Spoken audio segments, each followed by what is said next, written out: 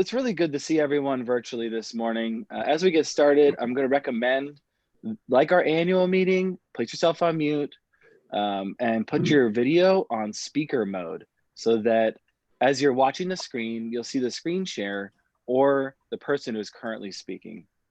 It makes for a little bit of a nicer experience. And if you're looking for things like how do you raise your hand, how do you say yes, how do you say no, feel free to use the chat and the participant box. Lori and I are both admins today on the meeting, and so we'll be screen sharing and returning your messages as we're going through the presentations. So I'm going to kick off the annual meeting. If I can get to the next screen.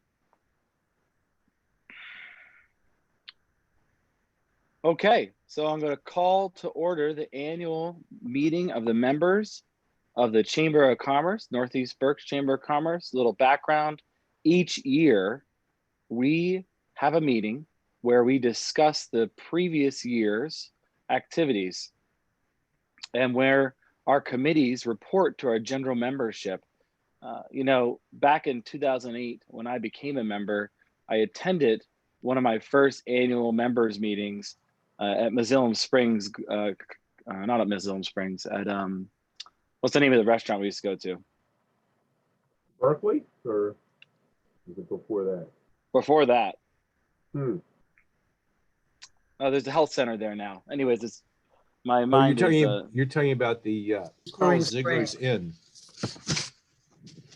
Well, anyways, we had a great meeting there, and I remember the first annual members meeting I went to there. There's about 100 people, and there's great pomp and circumstance around changing over the board members, and it was a point where I was like, wow, that's very interesting. So, you know, there's a lot of reason why we get the members together annually.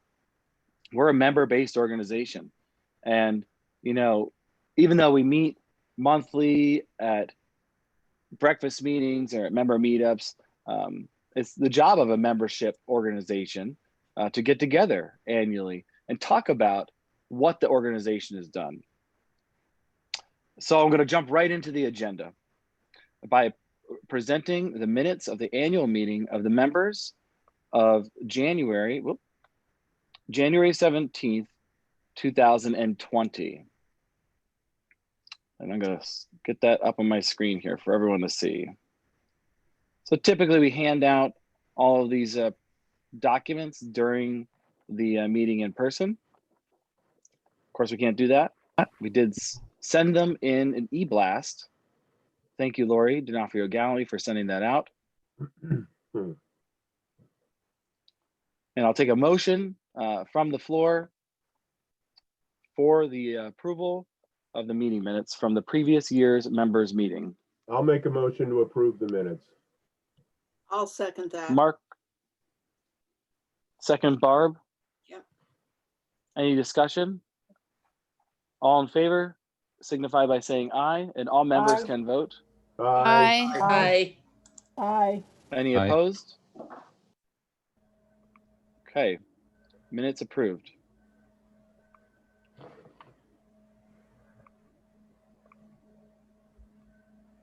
One moment, please.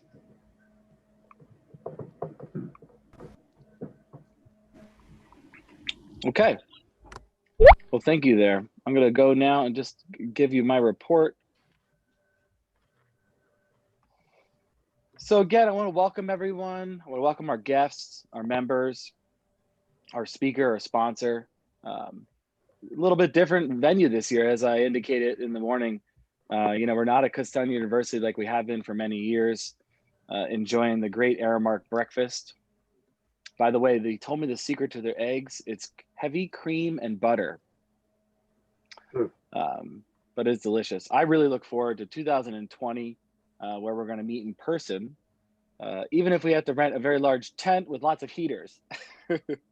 But I was really honored to be the president of the chamber in 2019 and 2020. You know, 2019 and 2020 couldn't have been any different as far as the type of years that we had. In 2019, the board, the committee, the members, Lori and I celebrated our 30th year. of being a Chamber of Commerce supporting this area. We did a lot of activity. We had a fun year. We got all over the community. We just did a lot. It was a great year.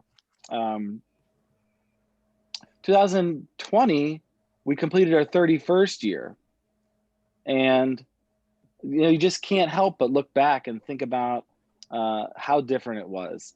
Usually we went into the year with a really great plan. Lori had tons of programs. We had all of our meetings. We were just psyched. We had high hopes of breakfast meetings, meetups, networking meetings, ribbon cuttings. But unfortunately, the pandemic happened. The great thing is, though, that we as a group got together, and the good story is that we supported each other. We still got together. We still met. We had great, virtual meetups, ribbon cuttings, presenters, a fantastic annual virtual dinner with the wonderful production, which I very much enjoyed being part of for a very small part. And we supported each other. So I think that's the positive story here around 2020. Let me get back here to the agenda.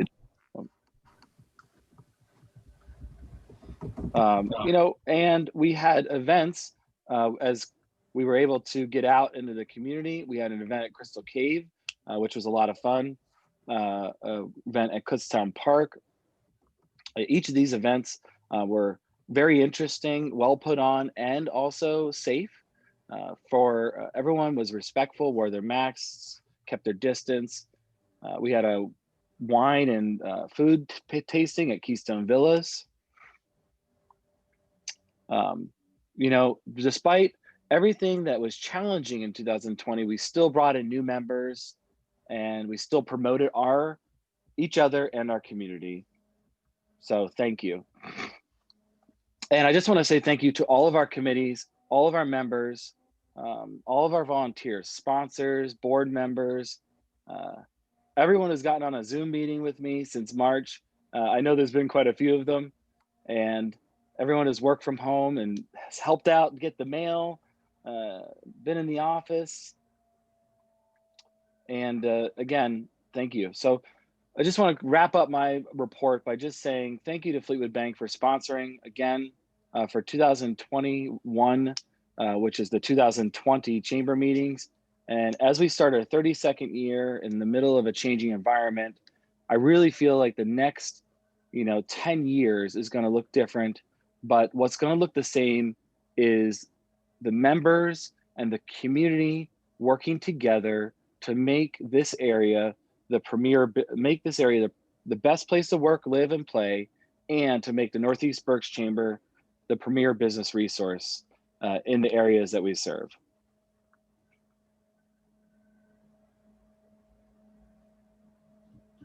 Moving on, I would like to ask our treasurer to give her treasurer's report. Connie. Thank you, John. And what you shared with us was very well said. And I do want to share what I've seen being chatted. And everyone so much appreciates all that you've done in your leadership as president for this chamber. So thank you so much. Thank you. So what I'd like to report as the treasurer is that our 2019 990 has been submitted through, thanks to Ronald M. Rosansky, CPA, LLC. So that is available. We thank you. Reports are available and made available to everyone as far as our finances for today's meeting. So I would also then just like to say that for the year ended December 31st, our total liabilities and net assets, you will see on the report, was $22,150.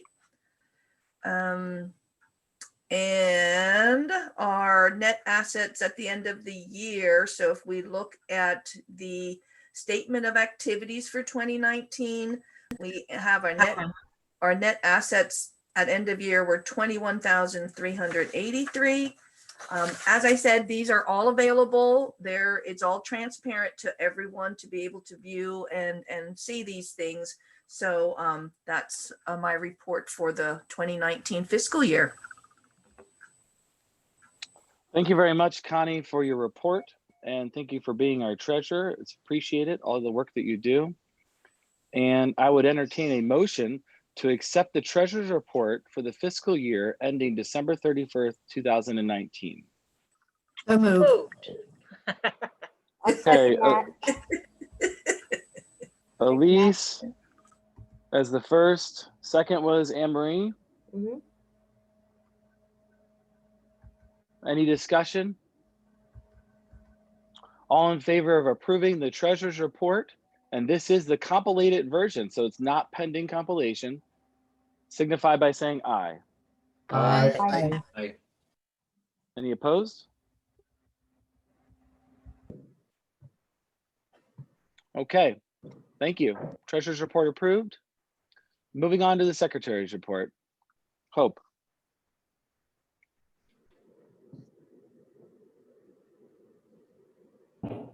Seems sort of redundant. Yeah. Yeah, it does. We already approved the minutes of the meeting in the first agenda item, so that would usually be the secretary's report. Thank you, Hope, for your contribution as secretary, and I think you're getting yourself off mute. I am getting myself off mute. I apologize. I just want to also just take this opportunity to thank you, John, for your service to the chamber for all of these years. It's been a pleasure working with you the last few years as a member of the board. I've known you a long time, and I certainly appreciate all your efforts in driving the chamber forward. So thank you. There's no additional report. Thank you very much, Hope.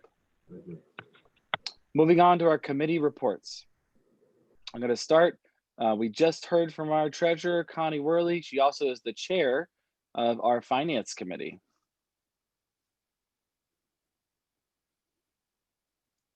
Connie, do you want to say a little bit about your committee? I'm very thankful that we do have a committee.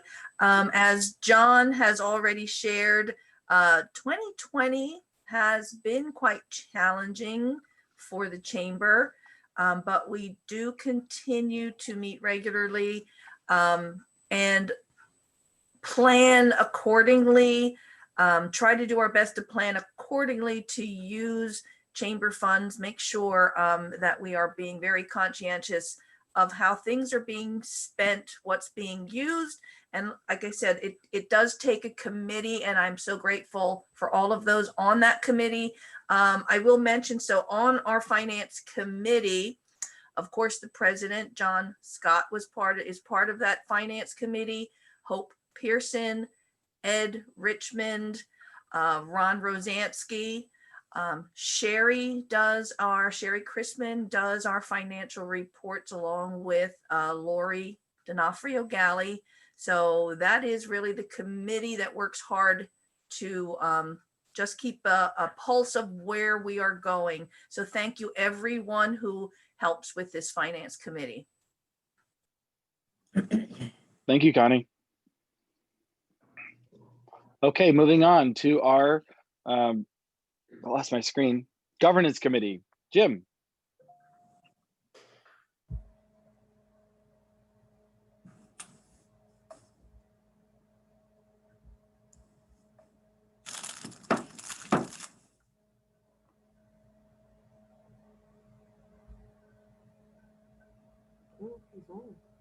Okay, I'll give a little overview of our governance committee unless maybe Bob wants to jump in.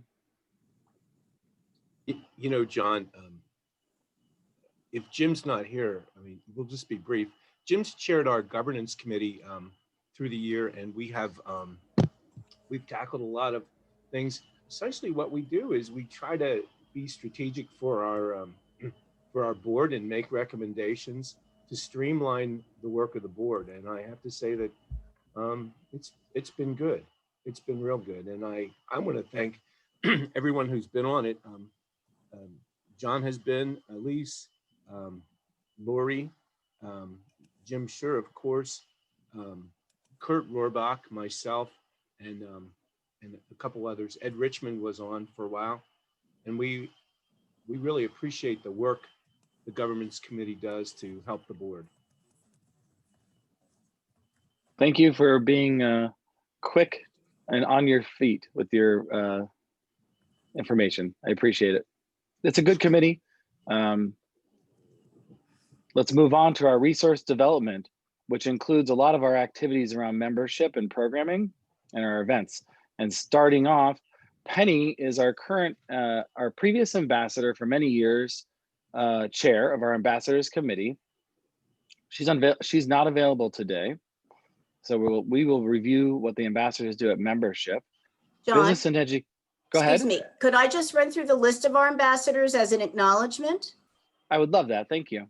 Okay, you're welcome. As John said, Penny was the chair for the last 2 years. Sherry Chrisman, Barbara Coffin, Marie Moser, Kim Davis, and Anne Marie Delau were our ambassadors in 2020. And of course, they are the people who conduct the onboarding of our new members. Thank you, John. Thank you. Our business and education meeting is chaired by Andrew Potiker, and he's unable to attend as well. Our business and education committee, Lori is going to review. All right. This committee has been in force for quite a few years, and we have some very strong partnerships with our 4 Northeast Berks school districts. As John said, Andrew is the current chair. He's not with us today, but we will have a continuing partnership through this committee, especially for the very popular and inspiring student recognition program that is scheduled 4 times each year. We also work with the committee on other initiatives, including internships and some other educational topics. 3 of those schools are founding members of the chamber. Very good. Thank you, Lori. Moving on to membership, Elise, our current president, would you give your report? Certainly. First and foremost, on behalf of Penny and myself, I want to sincerely thank our committee members, of which many are on the calls that supported us throughout the year. The ambassador and membership committee met monthly as a team in 2020, so it changed from prior years. And that was to effectively coordinate the processes and the strategies of their functions. We engaged and generated prospective members. We helped new members as well as current members navigate the benefits through our member meetups. And I'd like to thank our member meetup team that meets on a quarterly basis to help with making sure that all of our members realize what membership benefits are available. We designed special membership incentives, which many of you took advantage of.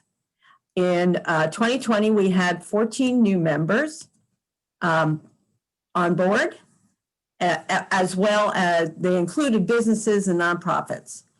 And although COVID-19 impacted our average of 40 new members a year, the retention was consistent with 2019. In fact, the year-end retention was up 17%. So kudos to everyone. And we're proud to report we have an 83% rate of retention for 2020. Coming on board as not only membership, we are combining for 2021, the membership and ambassador committee totally, and Sherry Chrisman will be chairing the committee for 2021. So thank you very much for the past committee, and thank you, Sherry, for coming on board to chair the ambassadors and membership. Thank you very much, Elise, for your work on the membership committee and as the first vice president and now as president. You're welcome. Moving on to our program committee. Abigail. Hello, everybody. If you notice, there is a program committee. The program committee is a result of the overwhelming response we had in attendance at last summer's community outreach synergies and solutions sessions. Boy, way too many S's. Those sessions opened the door to a robust dialogue. We heard about what our community needed, how the pandemic affected their business, their employees, their livelihood. They openly shared what they needed and how the chamber could help them. So you spoke, we listened. Shortly after that, the board approved the new program charter in October 2020. Since then, and for anybody who knows this team, our daily routine includes double shots of espresso. We've been moving extremely quickly. The program committee is comprised of dedicated members representing 5 critical areas of our community, such as business to business, business to consumer, secondary and higher education, nonprofit, and family business. So we really are looking at us as holistic and in growing our economic of our family, our community, and the communities that we serve. The committee is responsible for providing relevant, high-value topics and curated, reliable resources that address our members' needs today, tomorrow, and in the future. So we will be supported by this by regional and national experienced subject matter experts that will be partnering with us to deliver the Chamber's developmental opportunities throughout the year. A quick shout out, I want to thank the committee members who graciously said yes to be a committee member. They share unconditionally, and they share the wealth of the knowledge they bring from sitting in this community, and they are the voice. They're helping us to deliver on our promise, and they are our representation champions. In no particular order, I would like to call out representing business to consumer, John Esqueda from City Cuts, business to business, Marie Moser from East Point Search Group, B2B, business to business and family business, Todd Klinger from Integrity Services and Solutions, nonprofit, Frank Letter, and I see him on here as well, Lehigh Valley Amateur Astronomical Society, that's a mouthful. And for nonprofit is also Nancy McCullough from CASA of Berks County. Representing our higher education is Jason Garcia from KU, the director of the conference services. And our secondary education representative is Claire Kilpatrick Benz from Hamburg Area School District. I want to just say a big shout out to these individuals because we are forging ground that has not been done before, and we are extremely passionate. In closing, I just want to say be on the lookout this spring for our educational program calendar. It will be announced in the e-blasts and on the website. So the representatives of our chamber, if you're not familiar with it or you're looking to have some support, please feel free to reach out to myself, Abigail, or one of the committee members. Thank you very much, John. Thank you. And thank you for your report out and your service. I was expecting you to ask for screen sharing. I know, it was killing me, but Lori said no. Okay. Next would be our legislative report by our solicitor, Robert Hoball, Jr. Esquire. Thanks, John. There is a list of publications that we've had this year with the chamber. I want to say that we kicked off the year with probably the most controversial thing, and that's the modernization of our Pennsylvania election code. There was a point in that statute that I reported on that talked about an ambiguity of when ballots are due at the Election Bureau, which became the theme of this past year in the Supreme Court. We've had some reports on pharmacy and how pharmacy impacts costs to consumers. We have things for the benefit of consumers generally and cancer patients, structural redesign of the state system of higher education, tax credits for low-income housing. And our last one was on advanced recycling of plastics, which has a direct impact here in Berks County, where a coal-fired plant in Cumberland Township will be refitted for advanced plastics recycling. I've enjoyed publishing these with you, and as before, they are in the American Bar and Pennsylvania Bar Associations. Thank you very much, Bob. I appreciate your work on the legislative reports and you being willing to share those with the Chamber of Commerce. It's a valued add to our members. And I missed Sherry for our special fundraising events committee. Sherry. Thank you, John. Good morning, everyone. I'll be fairly quick. Just want to give some final information on our virtual dinner this year. We had to go online and do an online auction, which I think was pretty successful given the circumstances.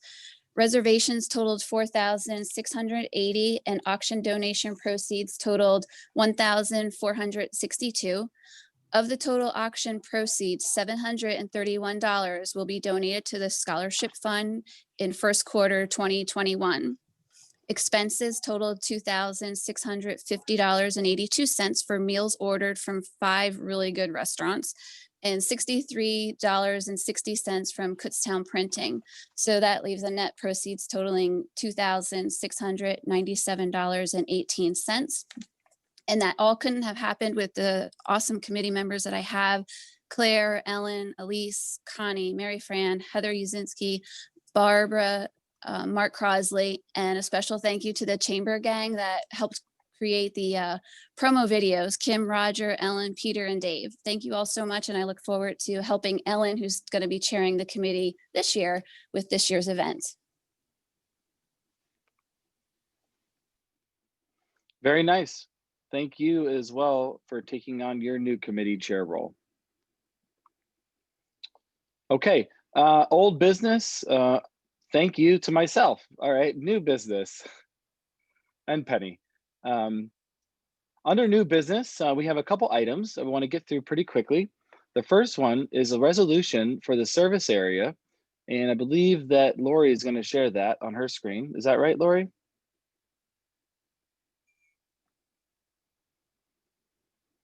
John, you do have it. Okay, is it a PDF or which one It is it? is. I'm It is a sorry. PDF. Perhaps Bob just wants to say a few remarks about that, Bob? Yes, please. Sure. Let me unmute. The resolution is something that was addressed in 2019. We did not bring it to the members, and so because it affects membership criteria, it's before you now. What we're doing is saying that not only is our membership for people who do business or reside in our service area, or have a business or reside in our service area, our membership is for people who actually do business in our service area, no matter where they live or have their physical business. This reflects the reality of our membership and the virtual world in which we live.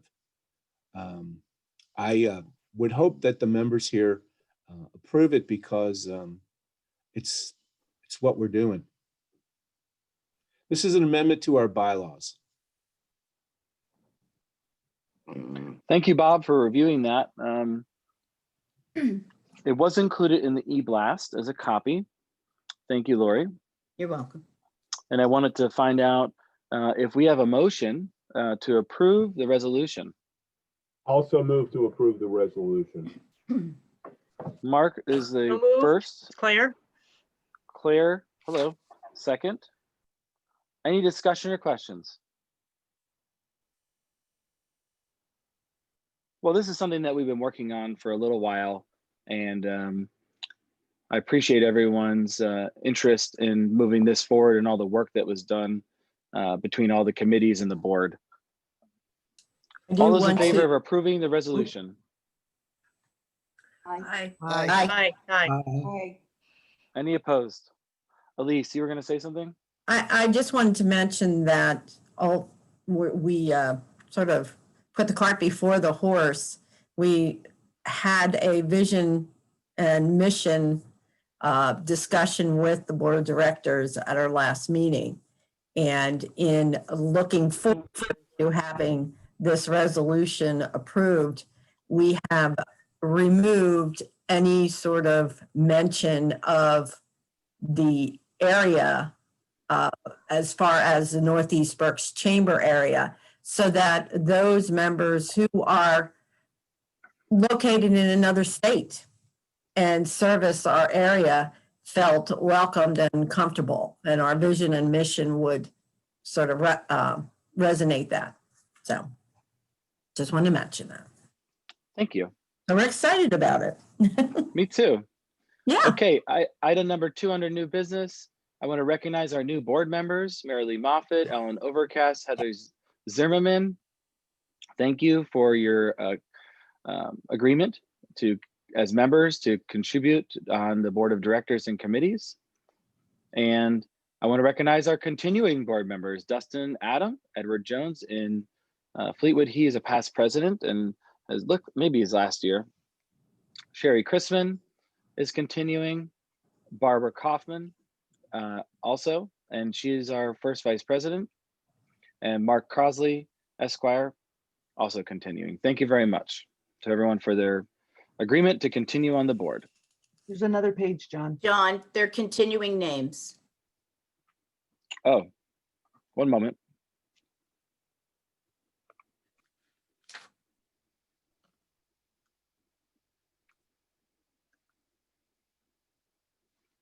I cut it off when I.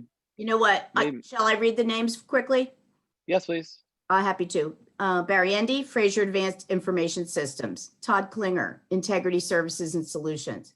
Abigail Merarkey, Accelerated Instructional Media. Elise Mitten, Interlace Communications. Hope Pearson, Fleetwood Bank. Edward Richmond, Kutztown University Foundation. James Scher, Scher & Associates, and Connie Worley, Tompkins Vis Bank. Well, that was a significant number of additional names. Okay, well, as it is the tradition of the Chamber of Commerce, I would like to take a motion to ratify the actions of the Northeast Berks Chamber of Commerce for 2020. I'll motion. Anne Marie. I'll second. Elise. Motion by Anne Marie, second by Elise. All in favor? Aye. Aye. Any opposed? Aye. Oh, our solicitor has something to say. No, that was really just going to be a motion. Nice. Okay, our solicitor is making a motion to adjourn. Okay, we'll have it that way. Second by I'll second. Mark. All in favor to adjourn the members meeting and move to the rest of the business? Aye. Aye. Aye. Motion adjourned.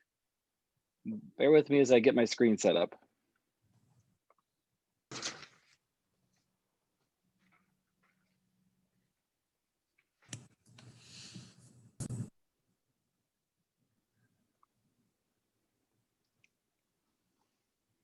As everyone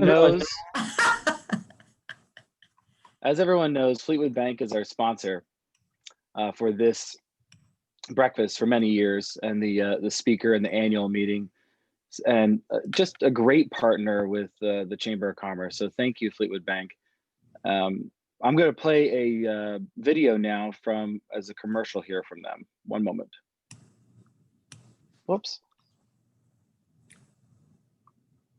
First bank we went to, they said, "No, are you crazy? Why do you want to do this?" And as soon as we showed Fleetwood Bank, right away he thought that this was an amazing project.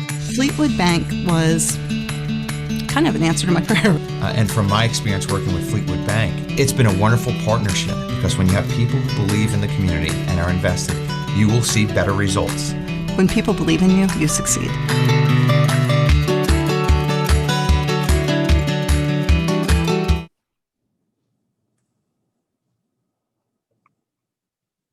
Okay, and I want to pass the floor off to Lori D'Onofrio Galley.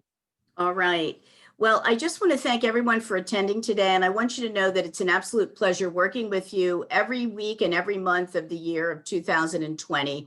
And we're looking forward with optimism to 2021 and having the Northeast Berks Chamber continue to support your businesses and nonprofit memberships through marketing support and business development support. Next, I'm happy to introduce Elise Mitten. She needs no introduction, really.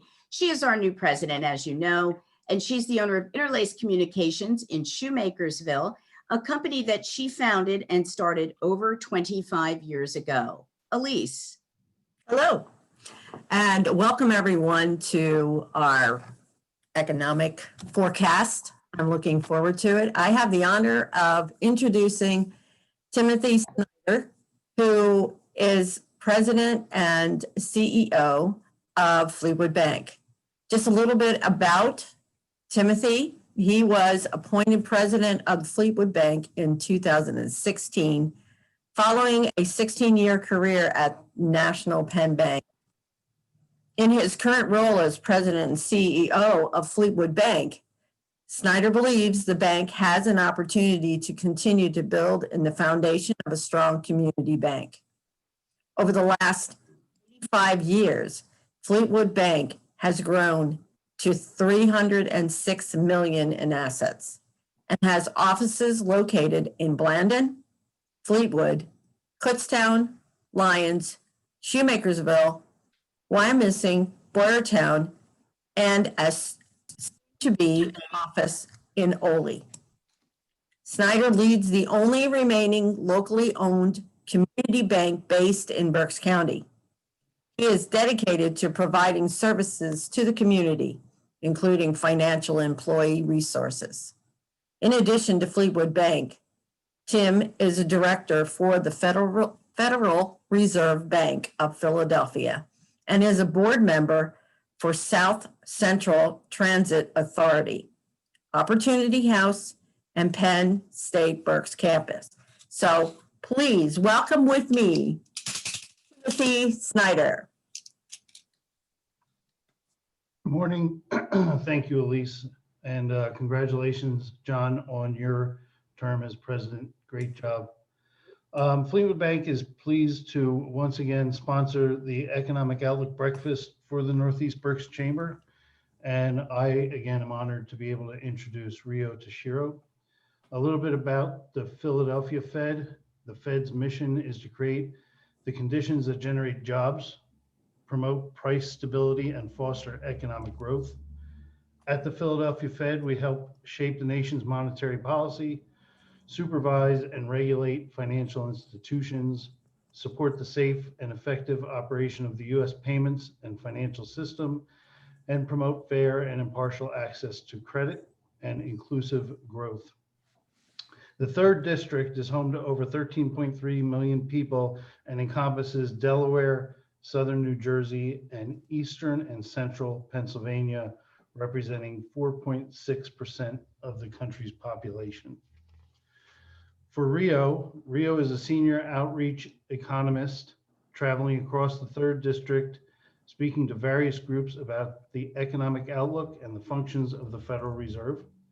He tries to avoid using economic jargon so that those without economic backgrounds can participate in those conversations. Rio views these interactions with the public as two-way streets. Not only does he see the importance of informing the public about what is going on with the economy and at the Fed, Rio also thinks it's important to hear what individuals across the district are experiencing in the economy. Many of the research topics that he has pursued were inspired by these conversations with the public, and those topics include his two main areas of focus: labor economics and demographics. Prior to joining the bank in June 2016, Rio was a business analyst for Bloomberg, where he conducted research on issues related to equity data quality. He has a master's degree in economics from the University of Michigan, Ann Arbor, and a bachelor's degree in economics from Kenyon College. So it's my honor to introduce Rio Tashiro.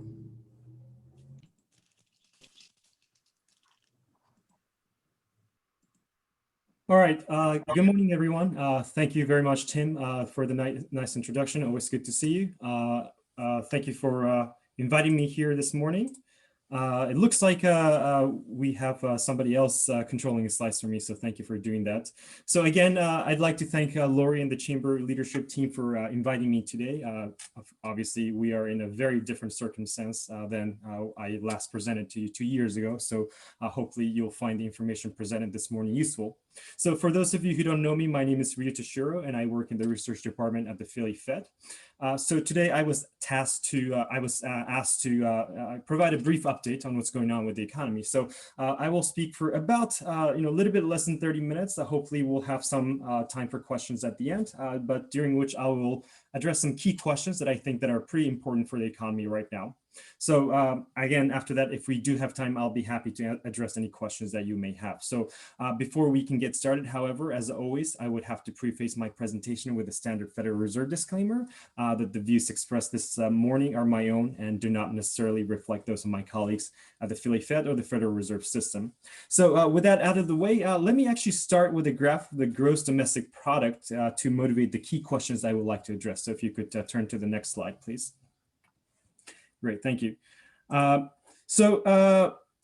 you know, the U.S. economy experienced a record-setting annualized decline of 31%, negative 31% back in Q2, before recovering at a pretty fast pace at a rate of around 33% back in Q3.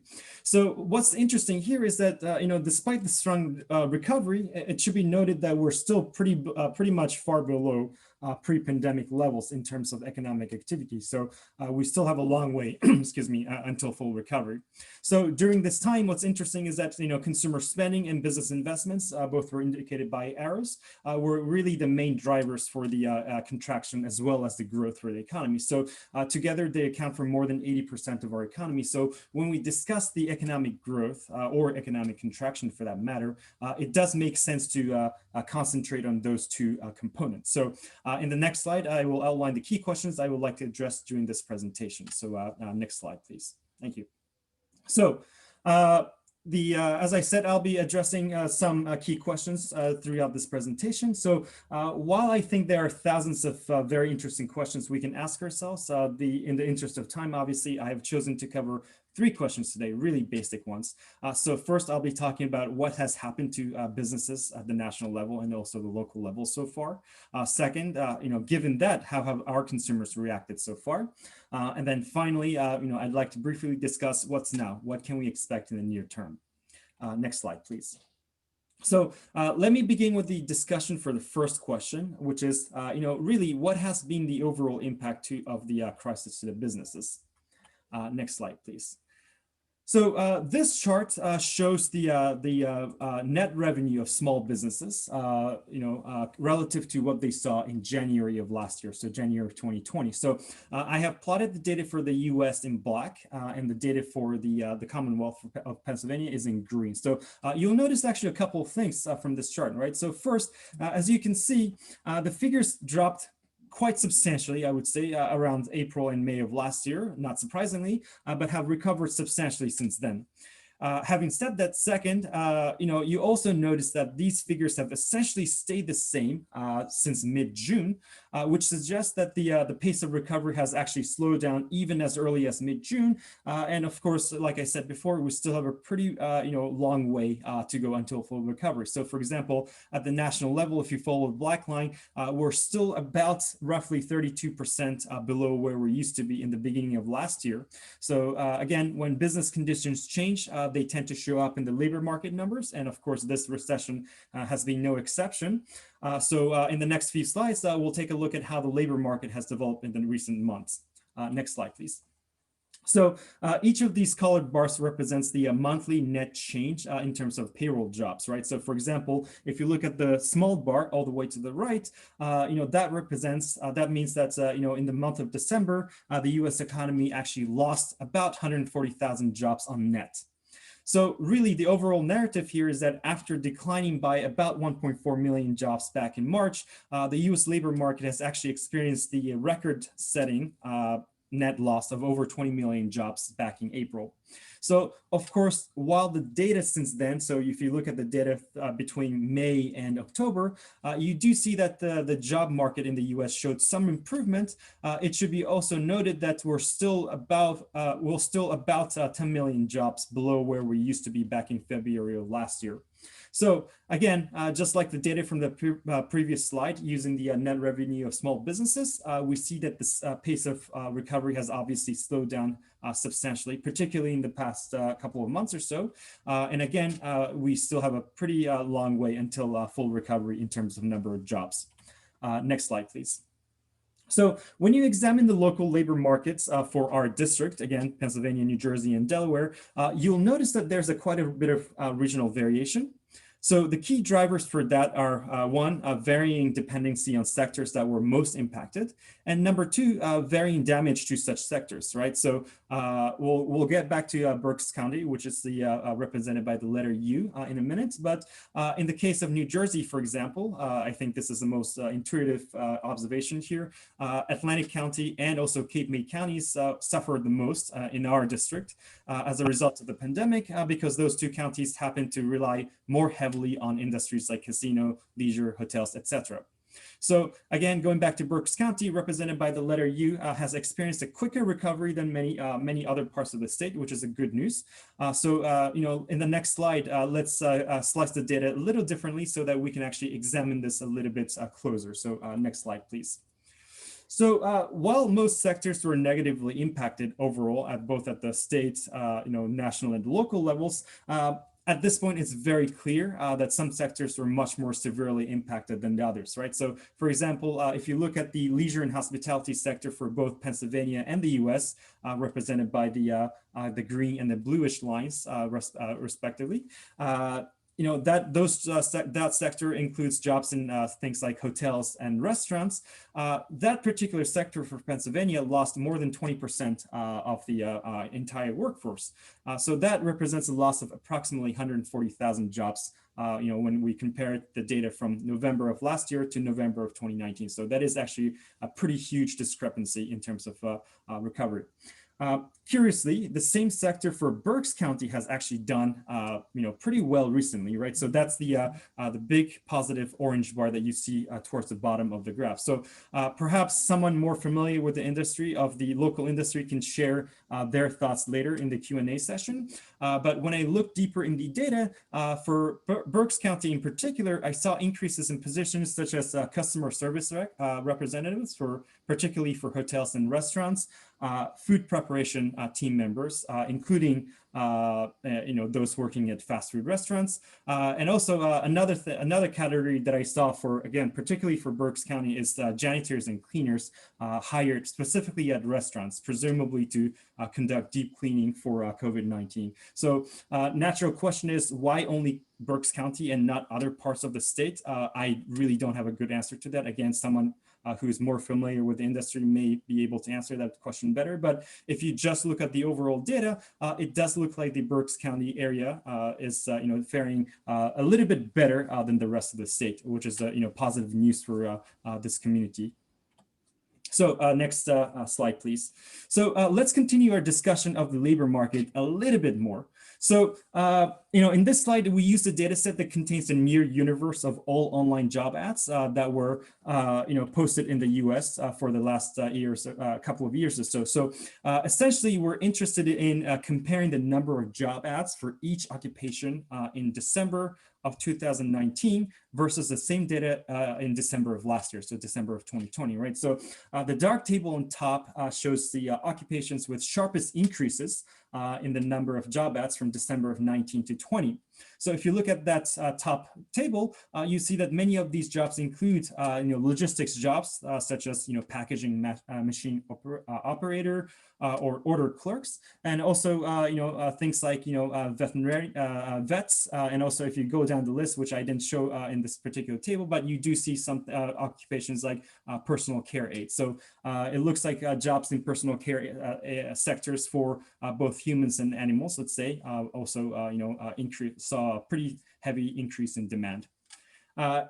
In contrast, the light table at the bottom shows the some occupations with the most significant drop in the number of job ads. So if you look at this table, you see that many of these are basically client-facing occupations, such as skincare specialists, or things like chefs, who's again that whole industry has suffered, and also things like meeting and event planners that's suffered a pretty huge blow in terms of the demand. So all of these labor market indicators can be pretty useful in sort of thinking about which sectors or which particular jobs are likely to recover quickly versus which jobs are likely to continue suffering in terms of demand. Next slide, please.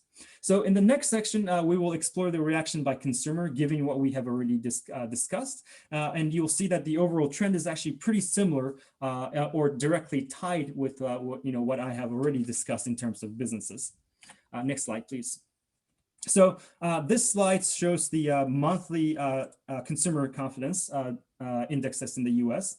So what we see here is that consumer confidence index dropped pretty significantly in April, again, not surprisingly. But what's interesting is that despite the fact that we've seen some positive news coming from both the business and the labor market sectors, that confidence indicator actually remained at pretty low levels since then. So as a result, we have started seeing some interesting changes in consumer behavior, which we will explore in the next couple of slides. So next slide, please. So first, one immediate impact of the pandemic to the consumers has been the sharp increase in personal saving rate. So in April, for example, it jumped from approximately 7% to well above 30%. Now, of course, before anyone comments, some of this can be attributed to the fact that people couldn't spend because of various shutdown orders. However, I would argue that the figure in November was still at very historically high levels, in fact, about 13%. And this was despite the fact that most states have at that point have already relaxed at least part of their shutdown orders. So this really tells us that the American consumers are actually volunteering to save more as they face a higher degree of uncertainty, and that really this type of change perhaps has been more permanent than we had initially thought. So this is one of the numbers that I'm actually keeping a very close eye on going forward. Next slide, please. So second, data show that we're spending our money on frankly, different goods, right? So one of the more intuitive, sector is the restaurants versus grocery stores. So one notable example is what you see in front of you. So again, if you look at the blue, if you look at the red bar, the consumer spending in restaurants and bars have dropped pretty significantly. So instead, what are we spending our money on? Well, we are spending more at grocery and liquor stores, which is what the blue line shows. So again, some of this could be limited to dining in. Some of this could be due to the fact that we had limited dining in options throughout the pandemic, and of course, the red line did recover somewhat during the late summer, early fall seasons. But as we enter winter months, we are starting to see, again, the reversal of that trend. We're starting to see that the spending at restaurants and bars are once again dropping pretty significantly. So that's the trend that we're seeing. Next slide, please. So third, in addition to changes in what consumers are buying, we're also starting to see a change in how consumers are buying goods as well, right? So this graph shows the share of online sales relative to total retail sales. And of course, while this figure has been increasingly steadily for the past couple of decades or so, the increase was particularly pronounced for the Q2 of last year when it jumped from about 11% to 16%. So in Q3, the figure did drop a little, but was still at significantly higher levels than pre-pandemic levels. So I really don't see any reason why this trend to reverse. I do think that's going forward, e-commerce is going to continue being strong in terms of how we buy goods and services. Next slide, please. So obviously, consumer behavior isn't the only thing that has changed since the beginning of the pandemic. We also see that how we work has certainly changed since February, right? So our colleagues in the Dallas Fed recently published a study on commuting patterns across the United States. So if you look at this chart, according to their study, the share of respondents working from home every day, represented by the blue bars, increased from about 8% back in February of last year to around 20% in August, and has remained steady since then. So if you look at the bottom for the data for December, that figure is again around 20%. So the share of people who are working from home has actually remained the same since the pandemic. Meanwhile, share of those who commute every day, represented by the red bars, changed from about 70% back in February to, again, less than 60% in December. So at this point, to me, it's not clear how much of these changes are going to be permanent versus temporary, but some of these changes have already had some significant impact on local economies through things like reduced demand for office and retail spaces, reduced traffic, foot traffic in the business areas, and so forth. Next slide, please. So with the remaining time, I will like to discuss the, what's next. So we've already talked about what happened. So I would like to discuss the near-term outlook and also factors affecting the path to recovery, right? So first, just to set the stage, I'd like to show you several different ways in which we can think about the recovery. So one of the most common questions I get these days is, how should we think about recovery? Well, I think, how we can be thinking about recovery depends on a lot in terms of, what do we mean by recovery, right? So I'd like to show you a couple of different ways in which we can think about that. And, after that, you'll notice that I'm actually cautiously optimistic about the near term, which I'll go over in a minute.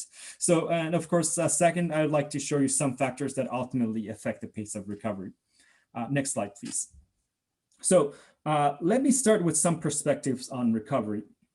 So in particular, we have now come full circle to looking at the GDP numbers again. And so this chart shows the assigned probability for GDP growth for the remainder of this year, so 2021. So according to our survey of professional forecasters, the respondents' projection for economic growth for 2021 remains fairly optimistic as of mid-November, around 4%, plus 4%, that is, also with considerable amount of uncertainty, as you can see from this chart. So, for example, if you look at the right-hand side of this graph, you'll see that the forecasters predict that there's more than 10% chance that the overall growth in 2021 will be lower than 1.5%. At the same time, they also predict that there's a 35% chance that annual growth rate in 2021 will be actually more than 4%. So again, despite the fact that on average, forecasters are thinking, I think they're thinking that we'll be growing at around 4% annually. Understand that there's a considerable variation in their predictions, and that's because there's tons of uncertainty. There's tons of unknown factors that's really going to be heavily influencing the outlook. So next slide, please. So we can also attempt, when we think about recovery, we can also attempt to gauge the future outlook by surveying business owners, which is what we do in our department. So at this point, many of you should be pretty familiar with our business outlook surveys, because I talk about this every year when you guys invite me. So the exact question that we ask in this survey is, 6 months from now, do you expect your business to be doing better, worse, or about the same?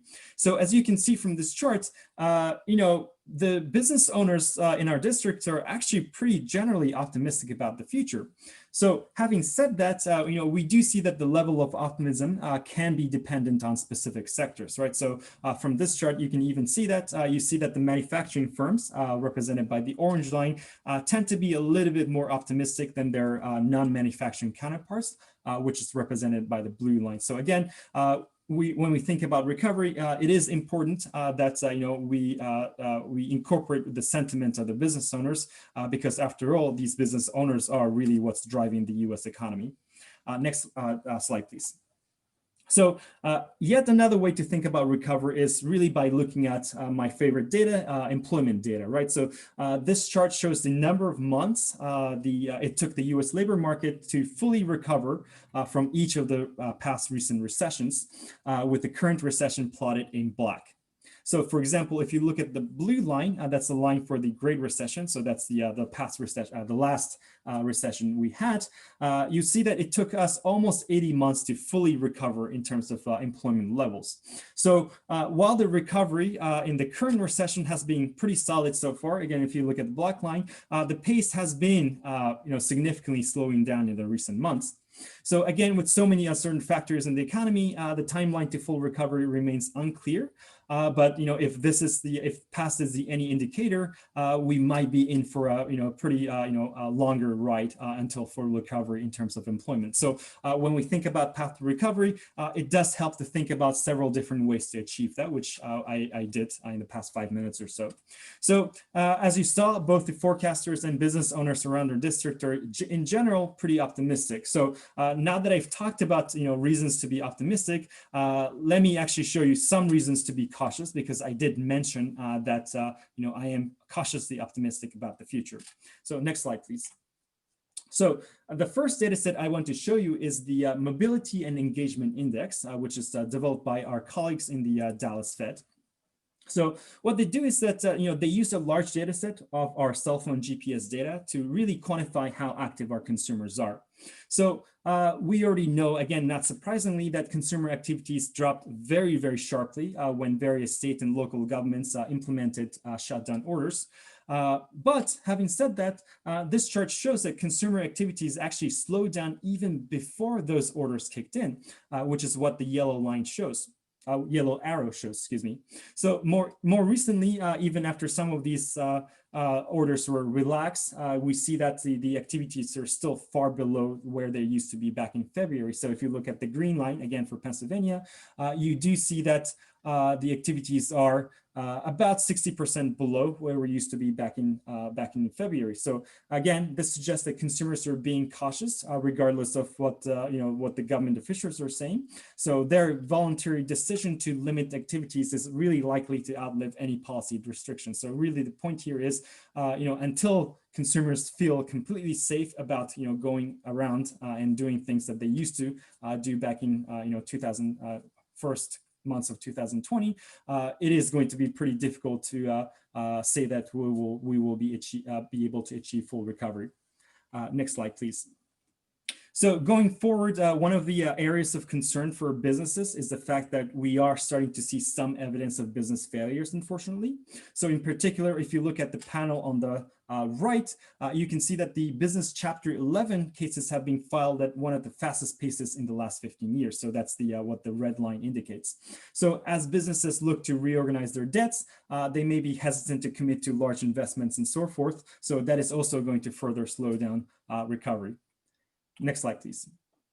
So turning to consumers, one potential risk is that we may start seeing more consumer loan defaults in the future.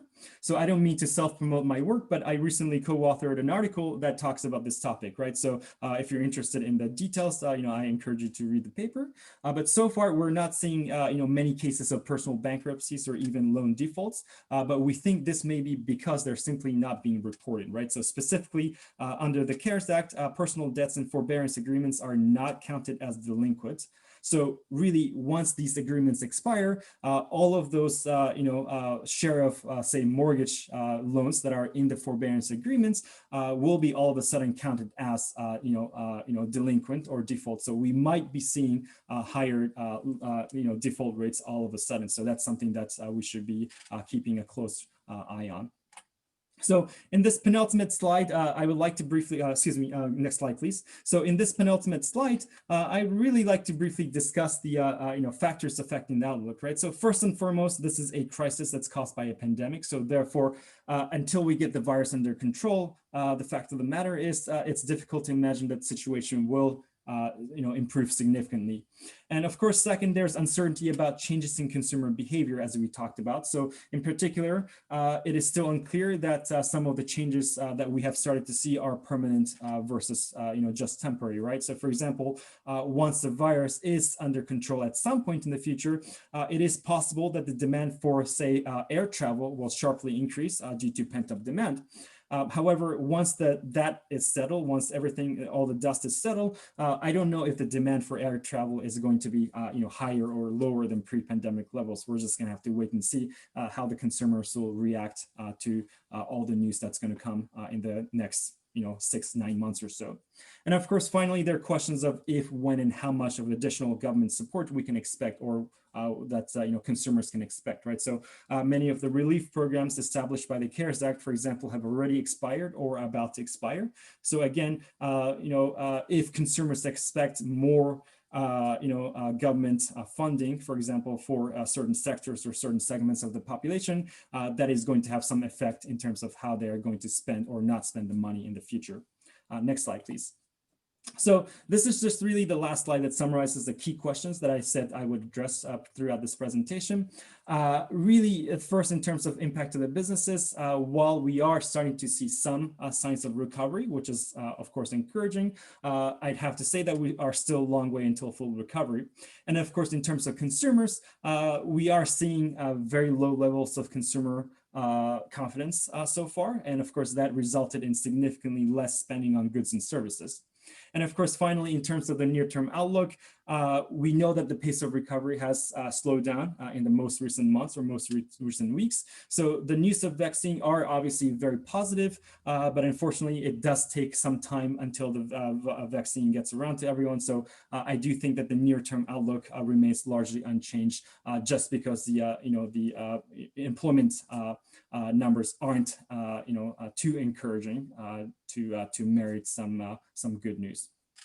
So next slide, please. So really, this concludes my portion of this presentation. So again, thank you for inviting me here, and hopefully, if you guys invite me for 2020, I'll be able to do this in person. I know that virtual setting is great, but it's really not the same thing as the face-to-face meeting. So I really hope that 2020, 2022, I will be able to do this in person. So I know that we may have 5 minutes for questions. So at this point, if anyone has any questions, I'll be happy to answer. And if I can't answer any some of the questions, or if we run out of time, the email is right at the slide. So feel free to email me for any questions that you may have. So again, thank you very much. And now, if anyone has questions, I'll be happy to answer as much as I can.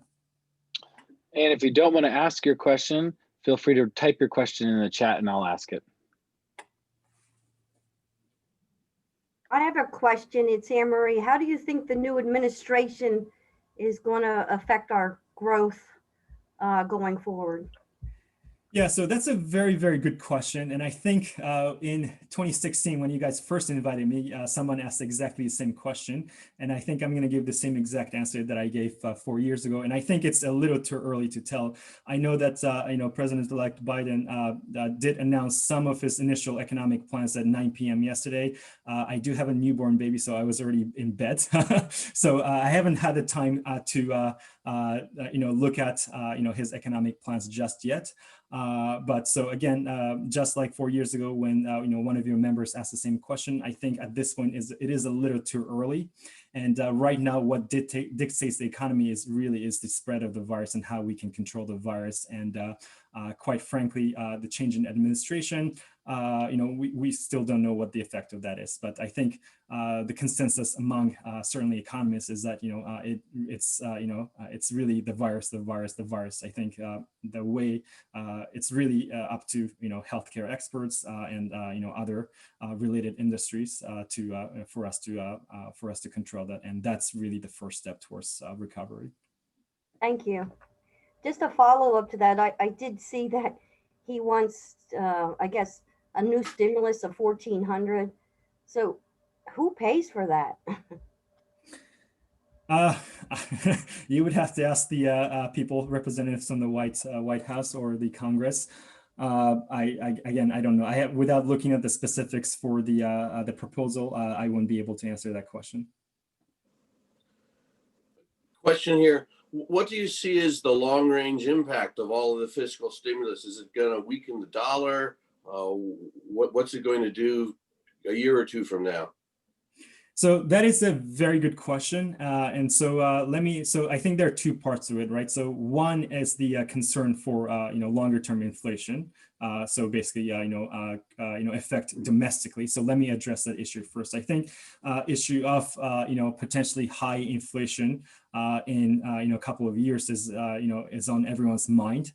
Certainly, I am keeping a very close eye on the what's going on with inflation. But for now, inflation does look mutated, and I think it's because despite the fact that there has been tons of money, pumped into the economy. Quite frankly, it's not enough to fire up inflation just yet. So having said that, as we all know, inflation can grow very rapidly. So I think that's why it's important to keep our eye on that. But so far we haven't seen anything. Now the second part of that is the how the dollar is going to play the role internationally. So that's the international question.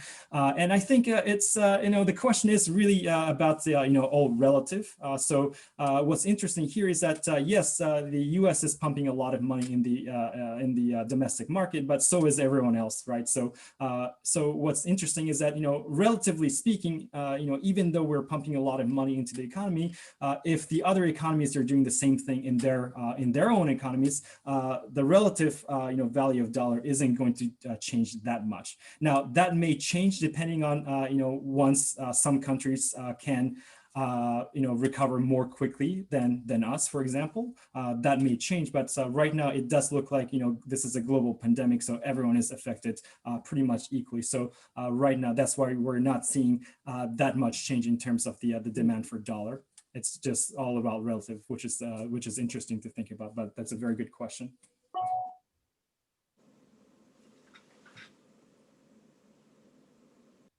I have a question. Yes, ma'am. I noticed that the Federal Reserve is looking for the FDIC banks to be rolling out a crypto wallet. And I was wondering if that's coming into fruition soon or later. That's a very good question. Unfortunately, I'm not in the supervisory department, so I don't really have a very good answer for you. I'm in more of a monetary policy side and not on the regulation side. So I apologize. I don't really have a good answer for you, but I'll find out and get back to you. Thank you. Any other questions for Rio? Hello, this is Frank Leiter. With the historic low interest rates, does the Federal Reserve have any additional ammunition left to be able to stimulate the economy once the pandemic is over? Yes, so that's again a very interesting question. So just to repeat the question, really to paraphrase, Frank's question, it's what more can the Fed do? So theoretically, I think there are several things. It's just a matter of if we want to do it. So one sort of a big elephant in the room is other central banks are considering negative rates, for example. Is the Fed going to do that? If you look at the speeches by our chair, Jay Powell and other, bank presidents, it does look like the bar for that is very high. It would have to be something, much more drastic than the current situation for us to go negative. So while in theory, the central bank can go negative, that does look like that's on hold for now. Other ammunition that we may have is that all of the lending facilities that we have are pretty restrictive right now. So if we were to do more for the economy, again, theoretically, those lending programs and facilities can be applied to wider range of audience. So right now, I don't have all the details, but some of the programs like Main Street or primary lending facilities, they are pretty restrictive in terms of who qualifies for these loans. Again, one further step that the Fed can do is to expand these programs to sort of cast a wider net to help out the economy. And then I think the last thing I can think of is the stronger forward guidance, right? So at this point, I think forward guidance is useful because so all of the officials are saying that we're committed to low rates and we're committed to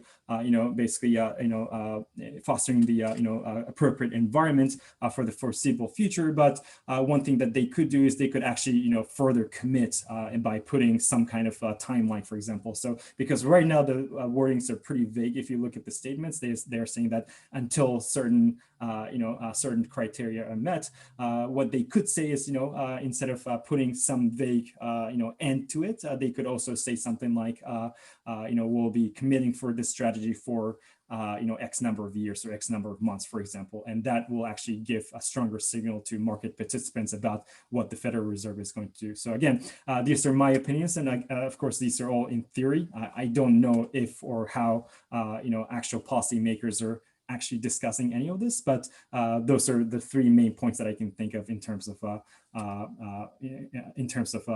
more the Fed can do. Again, just to reiterate, in theory, negative interests are available, but I do think that it is very, very unlikely that the Federal Reserve is actually going to consider that just yet. Thank you, Rio. Thank you so much, Rio. My pleasure.